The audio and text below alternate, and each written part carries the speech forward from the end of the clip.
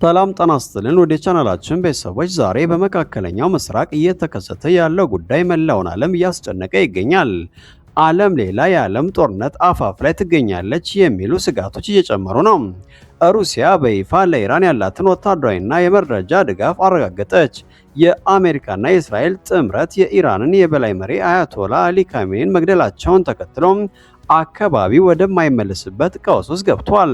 ዛሬ በዚህ ልዩ ዘገባችን ሩሲያ ለኢራን የሰጠችውን ሚስጥራዊ መረጃ፣ በባህረ ሰላጤው ሀገራት ላይ የደረሰውን ውድመትና የአሜሪካ ቀጣይ እርምጃ በዝርዝር እንመለከታለን።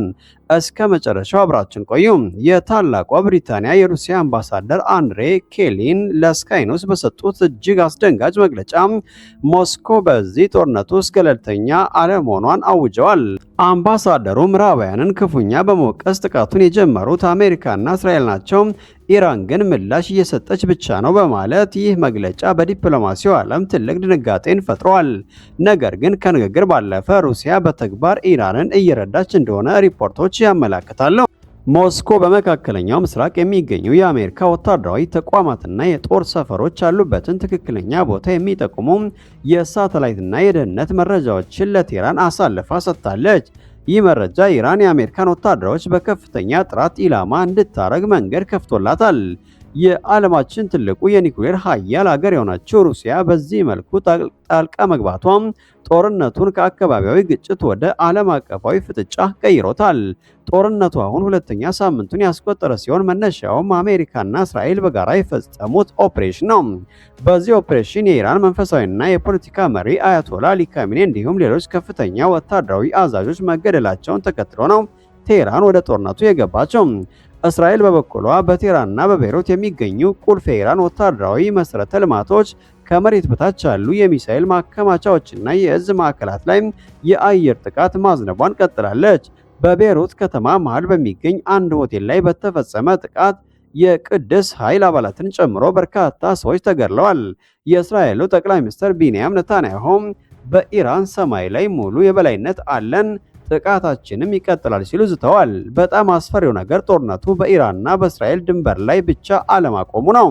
የአሜሪካ የጦር ሰፈሮችን የሚያስተናግዱ የባህረ ሰላጤው አገራት ጥቃት እየደረሰባቸው ነው። በሪያድ የሚገኘው የዲፕሎማቲክ መንደር ኢላማ ያደረገ ከ10 በላይ ድሮኖችን መጥተዋል። ምንም እንኳ ሳውዲ ብታከሽፈውም ከፍተኛ ስጋት ፈጥሯል። ኳታር እና ኤምሬትስ በኳታር ላይ 12 ሚሳኤሎች ተተኩሰዋል።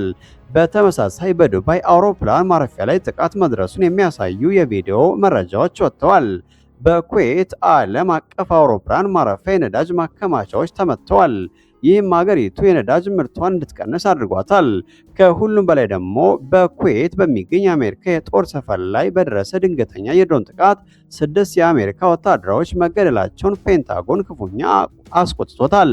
የኢራኑ ፕሬዝዳንት መስዑድ ፔዜሽኪያን በሰጡት መግለጫ ማንኛውም የኢራን ጎረቤት ሀገር ግዛቱን ለአሜሪካ ጥቃት መጠቀሚያ አድርጎ ከሰጠ የሀገር የኢራን የጥቃት ኢላማ እንደሚሆን አስጠንቅቀዋል።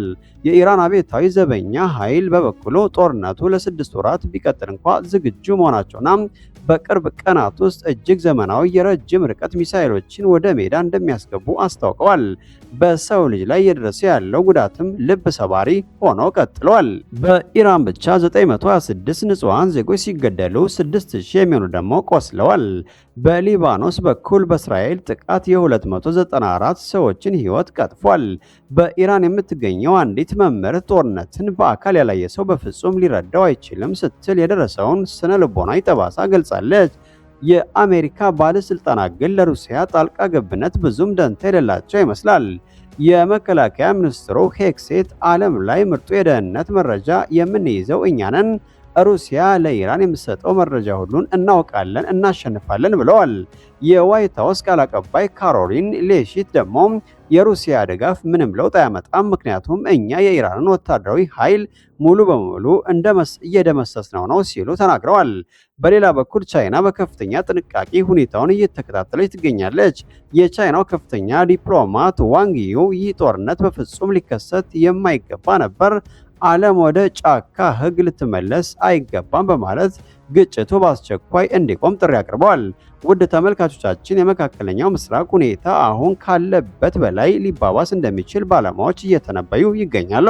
ሩሲያና አሜሪካ በቀጥታ ፊት ለፊት የሚጋጠሙበት ሁኔታ ይፈጠር ይሆን? የኢራንስ ቀጣይ እርምጃ ምን ሊሆን ይችላል የሚለውን አብረን የምናይ ይሆናል። እናንተስ በዚህ ጉዳይ ላይ ምን ትላላችሁ? ሩሲያ ለኢራን ማገዟ ጦርነቱን ያራዝመዋል ወይስ ያቆመዋል? ሀሳባችሁን በኮሜንት መስጫው ላይ አስፍሩልን። ይህ ቪዲዮ ለሌሎች እንዲደርስ ላይክ እና ሼር ማድረጋችሁን አትርሱ። አዳዲስና ወቅታዊ መረጃዎችን ለማግኘት ቻናላችንን ሰብስክራይብ በማድረግ ቤተሰብ ሆኖ አብራችሁን ቆዩ። በመጨረሻም ወደምንመለከተው ሰበር ዜና እናልፋለን። ፕሬዝዳንት ዶናልድ ትራምፕ ከታላቋ ብሪታንያ ጋር ለዘመናት የቆየውን ወታደራዊ ወዳጅነት ጥያቄ ውስጥ የሚከት እጅግ አስደንጋጭና ጠንከር ያለ መግለጫ ሰጥተዋል። ትራምፕ በትሩዝ ሶሻል ገጻቸው ላይ ባሰፈሩት መልእክት አሜሪካ በመካከለኛው ምስራቅ ከኢራን ጋር እያደረገች ላለው ጦርነት የብሪታንያ የጦር መርከቦች እገዛ እንደማያስፈልጋት በይፋ አስታውቀዋል። የብሪታንያ መከላከያ ሚኒስትር HMS ፕሪንስስ ኦፍ ዌልስ የተሰኘውን ግዙፍና ዘመናዊ የአውሮፕላን ተሸካሚ የጦር መርከብ ወደ ቀጠናው ለመላክ በከፍተኛ ዝግጁነት ላይ መሆኑን ቢገልጽም ትራምፕ ግን ይህንን ሙከራ የረፈደበት በማለት አጣጥለውታል። ፕሬዝዳንቱ ብሪታንያ በአንድ ወቅት ታላቅ ወዳጃችን የነበረች ሲሉ የጠሯት ሲሆን ጦርነቱ ቀድሞውኑ ተጠናቆ በአሜሪካ ድል አድራጊነት መጠናቀቁን በልበ ሙሉነት ተናግረዋል። ጦርነትን አሸንፈን ከጨረስን በኋላ አብረውን ለመሰለፍ የሚመጡ ሰዎችን አንፈልግም ያሉት ትራምፕ የጠቅላይ ሚኒስትር ኪር ስታርመርን መንግስት ይህንን ውለታችሁን አንረሳውም በሚል የማስጠንቀቂያ ቃል ወርፈዋቸዋል።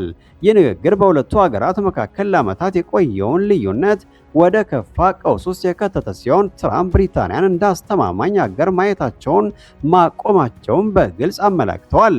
ይህ ዲፕሎማሲያዊ ፍጥጫ የመጣው አሜሪካና እስራኤል ባለፈው የካቲት 28 በኢራን ላይ የከፈቱት መጠነ ሰፊ ጥቃትን ተከትሎ ባለበት ወቅት ነው። ጦርነቱ በአሁኑ ሰዓት እጅግ አስከፊ ሰብአዊ ቀውስ እያስከተለ ሲሆን እስካሁን ባለው መረጃ ብቻ በኢራን ውስጥ 1332 ሰዎች መገደላቸው ተረጋግጧል።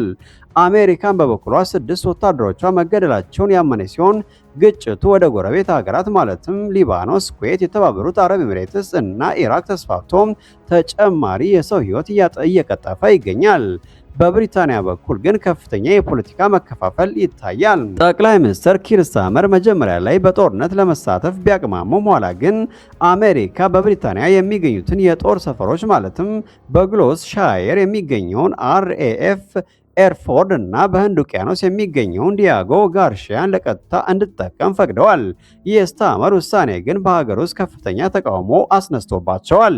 በቅርቡ በተደረገ የህዝብ አስተያየት ጥናት 43 በመቶ የሚሆኑት ብሪታናውያን ጦርነቱ ህገወጥ ነው ብለው የሚያምኑ ሲሆን 56 በመቶ የሚሆኑት ደግሞ ስታርመር መጀመሪያ ላይ የአሜሪካን የጦር ሰፈር ጥያቄ ውድቅ ማድረጋቸውን ደግፈውታል። በለንደን ጎዳናዎች ላይም በሺዎች የሚቆጠሩ ሰልፈኞች አሜሪካ ኤምባሲ ፊት ለፊት በመሰባሰብ ጦርነቱ በአስቸኳይ እንዲቆም እየጮሁ ይገኛሉ። በትራምፕና በስታርመር መካከል ያለው ጸብ ከጦርነት ባለፈም የግል ጥላቻዎችም የተቀላቀለበት ይመስላል። ትራምፕ ባለፈው ሳምንት ከጀርመኑ ቻንስለር ፍሬጅ ሜርዝ ጋር በዋይት ሃውስ ባደረጉት ስብሰባ ላይ በብሪታንያ ደስተኛ አይደለሁም ካሉ በኋላ ስለ ስታርመር ሲናገሩ ይህ ሰው ዊንስተን ቸርችል በፍጹም አይሆንም በማለት አቃጥለውታል። ትራምፕ የቀድሞውን የብሪታንያ መሪ ዊንስተን ቸርችል እጅግ እንደሚያደንቁና ምስላቸውንም በቢሮአቸው እንደሚያስቀምጡ ይታወቃል። በሁለቱ መሪዎች መካከል ያለው ቅራኔ የጠነከረው በተለይም ስታርመር የቻጎን ደሴቶች ለሞሪሼት አሳልፎ ለመስጠት ከወሰኑ በኋላ ነው። ትራምፕ ይህንን ውሳኔ ታላቅ ሞኝነት ሲሉ የጠሩ ሲሆን ብሪታንያ ስልታዊ ቦታዎችን አሳልፋ መስጠቷ አጋርነቷን ጥያቄ ውስጥ እንደሚከተው ገልጻለች። የአሁኑ የአሜሪካ አስተዳደር ከብሪታንያና መሰል የአውሮፓ ሀገራት ፊቱን በማዞር በፖለቲካ መስመር ለሚስማሙት እንደ ላቲን አሜሪካ ሀገራት ትኩረት መስጠት ጀምረዋል። የውጭ ጉዳይ ሚኒስትር ማርክ ሮቢዮ በቅርቡ በተካሄደ የላቲን አሜሪካ መሪዎች ጉባኤ ላይ ሲናገሩ አንዳንድ ሀገሮች በሚያስፈልጉን ጊዜ ከጎናችን እንደማይቆሙ ተምረናል በማለት ብሪታንያን በስውር ነቅፈዋል። ይህ ውሳኔ በአውሮፓ እና በአሜሪካ መካከል ለበርካታ አስርተ ዓመታት የቆየውን ወታደራዊ እና የፖለቲካዊ አንድነት ወደ መጨረሻው ምዕራፍ እያመራው ይሆን የሚለው ጥያቄ በዓለም አቀፍ ተንታኞች ዘንድ ትልቅ መነጋገሪያን ፈጥረዋል።